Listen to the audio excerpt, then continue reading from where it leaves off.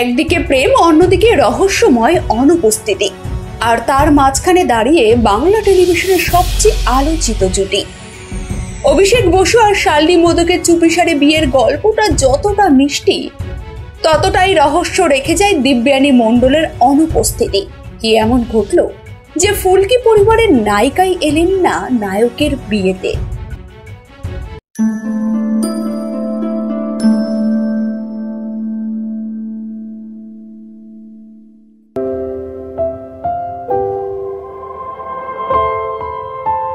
জি বাংলার জনপ্রিয় ধারাবাহিক ফুলকির শুটিং ফ্লোরে চোখে চোখ পড়েছিল অভিষেক বসু ও শার্লি মোদকের।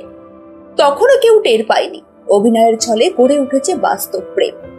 একসঙ্গে এত সময় কাটানো, কাজের ফাঁকে ছোট ছোট হাসি, একে অপরের প্রতি নজর, সবকিছুই ছিল বুঝে নেওয়ার মতো। কিন্তু দুজনেই একে অপরকে পরিচয় দিতেন ভালো বন্ধু বলে। কিন্তু প্রেম তো লুকিয়ে রাখা যায় না বেশি দিন। তারপর একদিন আচমকাই ঘোষণা, অভিষেক বসু শার্লি মোদক বিয়ে করছেন। শুধু ঘোষণা নয়, প্রেমের পর্বের কিছুদিনের মধ্যেই রীতিমতো গোপনেই 4 হাত এক করলেন এই তারকা জুটি। প্রিন্স আনোয়ার শাহ রোডের এক ক্লাবে পরিবারের সদস্য ও কিছু ঘনিষ্ঠ বন্ধুর উপস্থিতিতে তাদের 4 হাত এক হলো। বিয়ের আসরে একেবারে প্রাইভেট অথচ রোমান্টিক আবহ। খাবারের মেনুতে ছিল রাজকীয় আয়োজন। লাচ্ছা পরোটা, পনির, মাছ, পাঁঠার মাংস, চীনা খাবার, বেকড রসগোল্লা, আইসক্রিম, কিছুই বাদ যায়নি সেই তালিকা থেকে। তাদের এই চুপিসারে বিয়ের খবর রীতিমতো ভাইরাল হয়ে যায়। কারণ এখনকার যুগে যেখানে সেলিব্রিটিদের বিয়ে মানেই রাজকীয় আয়োজন, সেলফি আর লাইভ ভিডিও, সেখানে অভিষেক শার্লি রীতিমতো ব্যতিক্রম। বিয়ের দিন শুধু আইনি প্রক্রিয়া নয়, মালা বদল আর সিঁদুরদান পর্ব খুব ঘনিষ্ঠ পরিবেশে সম্পন্ন হয়। অভিষেক ও শার্লি নিজেরাই জানিয়েছেন, রেজিস্ট্রির সময় হাত কাঁপছিল, চোখ ভিজে যাচ্ছিল। এতদিনের সম্পর্ক আজ নতুন রূপ পেল। আমরা খুবই খুশি। দুজনেই পরেছিলেন সাদা সোনালী পোশাক, আর তাদের হাসির মধ্যে ছিল প্রশান্তি। শুধু প্রেম নয়, ছিল বন্ধুত্বের গভীরতা। এই বন্ধুত্ব থেকেই জন্ম নিয়েছে জীবনের নতুন অধ্যায়। এই বিয়েতে উপস্থিত ছিলেন ফুলকি সিরিয়ালের প্রায় সব কলাকুশলী। তাদের সকলকে দেখা গেছে অভিষেক শার্লির পাশে দাঁড়িয়ে আনন্দ লুটে উঠতে। তবে এই খুশির দিনে সবচেয়ে বড় চমক ছিল এক অনুপস্থিতি। হ্যাঁ, এই বিয়েতে ছিলেন না ফুলকির মূল চরিত্র দিব্যানী মণ্ডল। তিনি সকালেই জানিয়েছিলেন, উপহার কেনার প্ল্যান করছি, শুটিং শেষে অবশ্যই যাব।